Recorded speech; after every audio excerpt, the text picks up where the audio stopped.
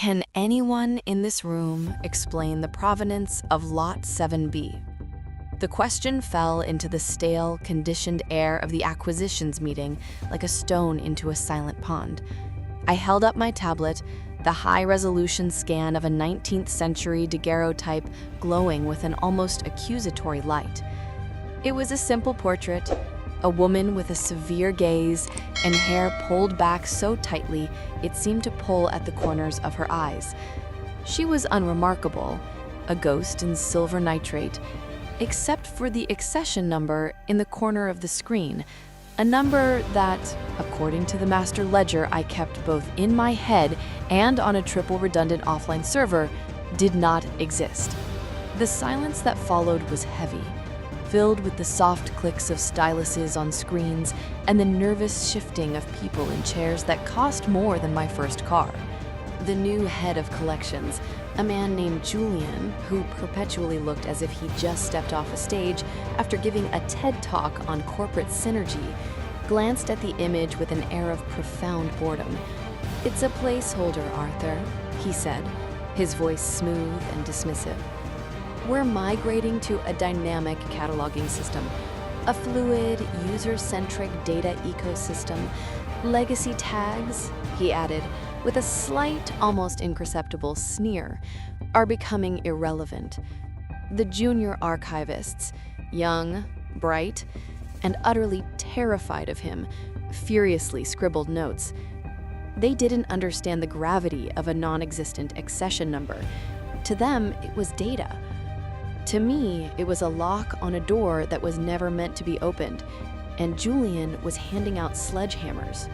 For 22 years, I had been the senior archivist at the Blackwood Institute. That title was, in itself, a legacy tag. I wasn't merely a part of the system that cataloged, preserved, and protected every letter, photograph, and artifact within these hallowed, climate-controlled walls. I was the system. My mind was a library of ghosts, a cross-referenced map of the entire collection. I knew the precise location of General Custer's last desperate letter, stored in a nitrogen-sealed vault 3 levels below ground. I could tell you the specific acid-free paper used to house the fragile correspondence of forgotten poets. I had built the Institute's first digital database from scratch in the late 90s, my own hands keying in the metadata for over 200,000 items. Each one a story, a life, a fragment of history I felt a personal duty to protect. To the new regime, I was simply Arthur from the archives, a quaint relic, a necessary but unexciting piece of the building's infrastructure, like the humidity controls or the fire suppression system. It didn't matter that the collection I managed was insured for over $50 million, or that my authentication work had been quietly cited in dozens of peer-reviewed academic papers. I was methodical, quiet, and predictable. In their world of disruption and innovation, I was the antithesis of progress. I was the keeper of the old ways, a guardian of the dusty, tangible past in an age that only valued the shiny, virtual future. Then Julian and his team arrived, a veritable storm of tailored suits and meaningless buzzwords. They descended from the corporate world armed with PowerPoint presentations and a vocabulary that felt alien in the hallowed halls of the Institute. They spoke of synergy, asset monetization, and turning the Institute into an immersive content experience. During one excruciatingly long meeting, a young man with a truly unfortunate haircut suggested we blockchain authenticate our most popular manuscripts. The proposal was so profoundly, breathtakingly stupid, so fundamentally ignorant of the very concept of provenance that it left me speechless. It was like suggesting we protect a priceless vase by smashing it and selling the individual shards. I didn't fight them. Not at first. You learn a great deal when you are consistently underestimated, when you are treated like a piece of antique furniture. You learn to listen, you observe, and you learn that people who are in a desperate hurry to dismantle the past rarely bother to understand how it was built. They get sloppy. They leave digital backdoors open in their rush to create new, shiny front doors. They write incriminating, foolish things in emails and instant messages because they assume the quiet old man from the archives doesn't understand cloud security protocols or how to search a server log. Spoiler alert, I do. I always have. The true unraveling, the beginning of the end for them, started with the arrival of my designated successor. Her name was Chloe, a recent graduate with a master's degree in digital humanities. She introduced herself as a narrative architect, and during our first walk through the vaults, described a collection of heart-wrenching letters from a soldier in World War I as a potential source of micro-content for our social media vertical. The sheer unadulterated soullessness of that statement nearly made me physically ill. I had a brief, wonderful fantasy of handing her a pair of cotton gloves and locking her in the microfilm room for a year. Instead, I smiled, a thin, papery thing that didn't reach my eyes.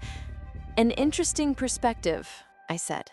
I showed her the difference between archival ink, which binds to paper, and iron gall ink, which slowly eats it away. I explained the delicate chemistry of photographic preservation, the silent war being waged against time and decay in every temperature-controlled drawer. I watched her eyes glaze over, her attention drifting back to the phone that was never far from her hand. It was clear I wasn't training a successor. I was documenting an impending disaster. They weren't replacing me.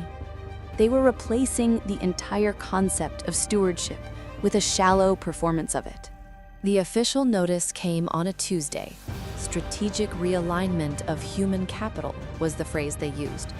The director of human resources, a woman who spoke exclusively in corporate euphemisms, slid a thick severance package across a polished mahogany table. "We're sunsetting your current role, Arthur," she explained, as if I were an outdated piece of software being decommissioned. The room was sterile, impersonal. It smelled of bleach and forced optimism. I looked at the folder, at the glossy brochure on top titled "Your Next Chapter," and felt a strange sense of calm descend upon me. It was the calm of a chess player who sees the checkmate 10 moves away. I didn't argue, I didn't protest. I simply nodded and made one final request. "For my personal records," I said, my voice even and steady, "may I have a complete, certified printout of the Q4 accession and de-accession logs, the full paper trail?" There was a flicker of hesitation in their eyes. Under Julian's new Agile system, Q4 had been a maelstrom of chaos. Items had been moved, recatalogued, and even loaned out without proper documentation. The paper trail would be a mess. But to deny my request would look suspicious, a red flag. "Of course, Arthur," the director said, forcing a smile. "We'll have that prepared for you immediately." I signed the papers. I took the thick stack of documents, a weighty, damning Bible of their incompetence, and walked out at the Blackwood Institute for the last time. The automatic doors hissed shut behind me, sealing off 22 years of my life. They thought I was a ghost finally exorcised from the building, a relic being carted off to the dustbin of history. They had absolutely no idea that I was the only person who knew where all the bodies were buried, metaphorically speaking, of course. And they had just handed me the map. That evening, I sat in my study. The printed logs were spread across my desk, a chaotic symphony of misplaced numbers and questionable entries. But the true key wasn't on the paper. It was digital.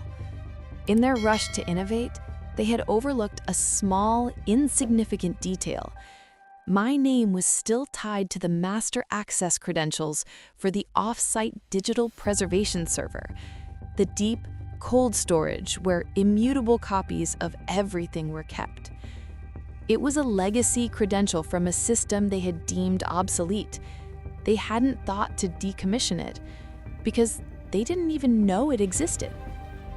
I typed in my password. Access granted.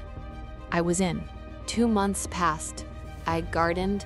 I read books that had nothing to do with archival science. I lived a quiet life. Then the email arrived. It was a routine internal bulletin, accidentally forwarded to my personal address by a junior staffer I had once helped with a difficult research project. A small kindness, now repaid 1,000-fold. The subject line was innocuous. Upcoming Atherton Foundation biannual audit. My heart didn't race. It settled. This was it. The Atherton Foundation was our largest and most meticulous donor. Their audits weren't about checking spreadsheets. They were about putting hands on objects. They verified the physical and digital integrity of every single item their grants had funded. And I knew exactly where their auditor would look first. The day of the audit, I was miles away, but I could picture the scene perfectly. It would be held in the main reading room, a grand space with vaulted ceilings and the hushed reverence of a cathedral. Julian and his team would be there, armed with their slick presentation full of engagement metrics and colorful charts. And then she would walk in. Eleanor Vance. I knew her by reputation. She was a legend in the museum world. An auditor with the piercing gaze of a hawk and a mind like a steel trap. She was not a person who was impressed by buzzwords. The audit began just as I knew it would. Let's begin with the physical verification. Eleanor's voice would be crisp and clear. Please bring me accession number 1887-A04, the correspondence of General Wallace. A frantic search would ensue. Chloe would be tapping at her tablet, trying to find the new dynamic ID. Eleanor would not be interested. A box would eventually be found, but the location log wouldn't match the database. A minor discrepancy, but the first thread pulled from the tapestry. The first crack in their dam of incompetence. Then would come the moment, the main event. And now, Eleanor would announce, her voice cutting through the rising tension, Lot Sudden B, the daguerreotype of the unknown woman. It was part of the original Atherton bequest and is subject to a strict no deaccession clause in your grant agreement. Julian, ever the performer, would smile confidently. Yes, a fascinating piece. We've actually incorporated it into our new Faces of the Past digital exhibit. The user engagement has been phenomenal. That's wonderful, Eleanor would reply, her voice as dry as old parchment. But my records, cross-referenced with the state's auction house filings, show that Lot 7B was deactioned and sold at a private auction 6 weeks ago. The funds, it seems, were used for your new virtual reality initiative. The room would fall into a deep, profound silence. The blood would drain from Julian's face. That's impossible, he'd stammer. It's right there, in the digital archive. Eleanor would then slide a folder across the polished table. This is the deaccession form from the auction house. It required a signature from the senior archivist to be valid. The signature here is yours, Mr. Julian. However, she would say, and here her voice would take on the quality of sharpened steel. The Federal Archival Standards Act, which the Foundation's charter legally binds you to, requires that any deaccession of this value also be countersigned and verified against the original paper ledger by the acting archivist of record. She would pause, letting the full weight of her words settle into the horrified minds of her audience.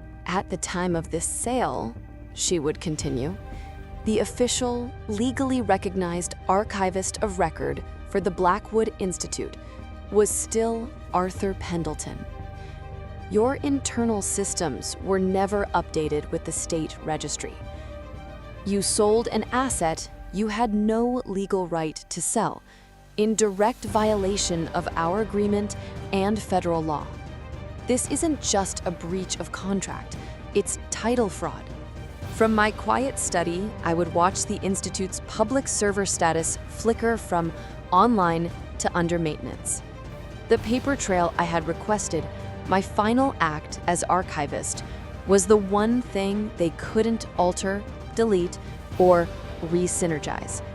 It was the original, immutable truth. The fallout was, I heard later, biblical.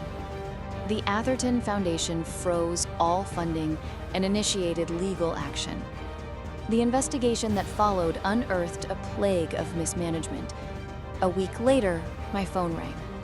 It was the chairman of the board. He sounded tired, defeated. He didn't apologize, not in so many words.